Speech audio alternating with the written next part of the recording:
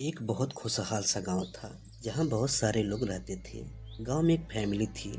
Family में श्यामलाल, सिद्धार्थ के दो बच्चे मयंक और विपुल थे, जिसमें श्यामलाल बहुत नशा करता था। गांव से थोड़ी दूर झाड़ी थी। अक्सर वहां मयंक और विपुल खेला जाया करते। एक दिन लोग खेल रहे थे तो देखा झाड़ियों से दूर जंगल से अजीब सी आवाज आ रही है। तो दोनों अपने पापा सिद्धार्थ से जाकर कहा कि जंगल से अजीब सी आवाज आती है जब हम वहां खेलने जाते हैं।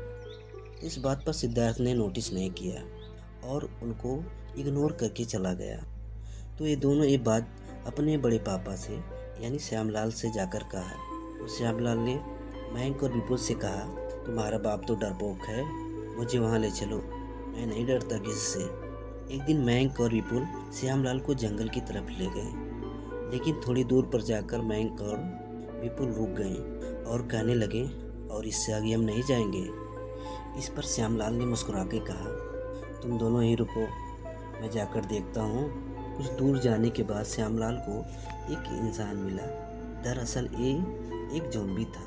ज़ॉम्बी अजीब सी आवाज़ निकाल रहा था। ज़ॉम्बी को देखते ही श्यामलाल कहता है, अरे ससुर के नाती, तू ही है जो बच्चों को डराता है, तो कभी तुझे मैं बताता हूँ। जैसे श्यामलाल ज़ॉम्बी के पास जाता है, ज़ॉम्बी श्यामलाल को काट लेता है और श्यामलाल भी एक ज़ॉम्बी बन जाता है। इधर कई दिन श्यामलाल को उसका भाई ना देखा तो अपने बच्चों मयंक और विपुल से कहता है, तुमने कहीं अपने बड़े पापा को देखा है?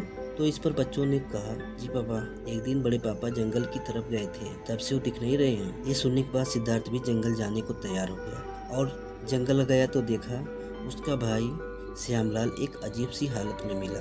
मिलते ही सिद्धार्थ ने पूछा, ये तुम्हारी हालत कैसे हो गई है और आप बहुत दिन से घर भी नहीं आए? लेकिन सिद्धार्थ की बातों का श्यामलाल पर फर्क नहीं पड़ रहा था। लेकिन कुछ देर बाद सिद्धार्थ ने देखा एक इंसान की तरह दिखने वाला कुछ अजीब सा श्यामलाल के पीछे से आ रहा था। सिद्धार्थ देखते ही समझ गया कि ये एक ज़ॉम्बी है।